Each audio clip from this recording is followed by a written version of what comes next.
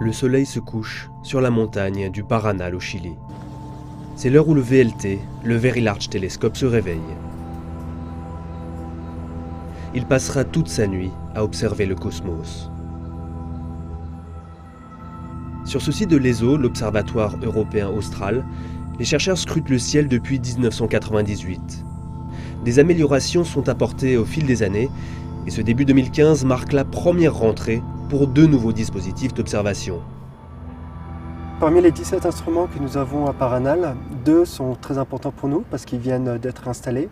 Le premier se nomme Sphere, qui est dédié à la détection d'exoplanètes.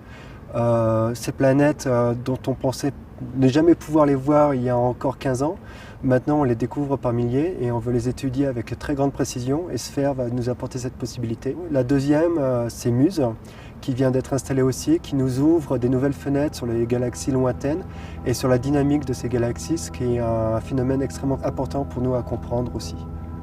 L'instrument Muse, installé dans un des grands télescopes, utilise la spectrographie intégrale de champ.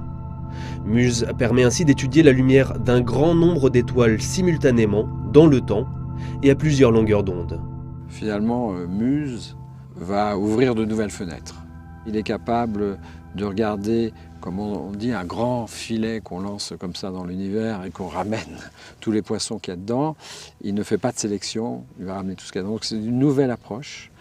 Et ça, je pense que fondamentalement, c'est ça qui lui permettra d'amener de nouvelles découvertes ou d'amener de nouvelles questions aussi, finalement.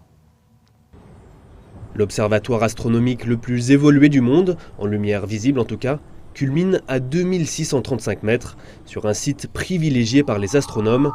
Le climat aride du désert d'Atacama et l'altitude permettent de minimiser les turbulences atmosphériques qui peuvent fausser les données. Le lieu est certes isolé, mais pas inhabité. Nous avons 160 personnes qui travaillent jour et nuit.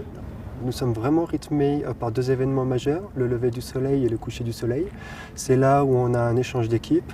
Au lever du soleil, ce sont les ingénieurs qui reprennent en main les télescopes et les instruments, qui font la vérification, qui en font la maintenance, qui font les performances et les calibrations aussi qui sont nécessaires.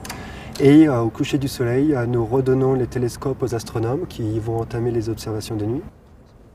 2015 sera certainement une grande année pour l'équipement phare de l'astronomie européenne, qui reste l'observatoire terrestre qui génère le plus de découvertes au monde.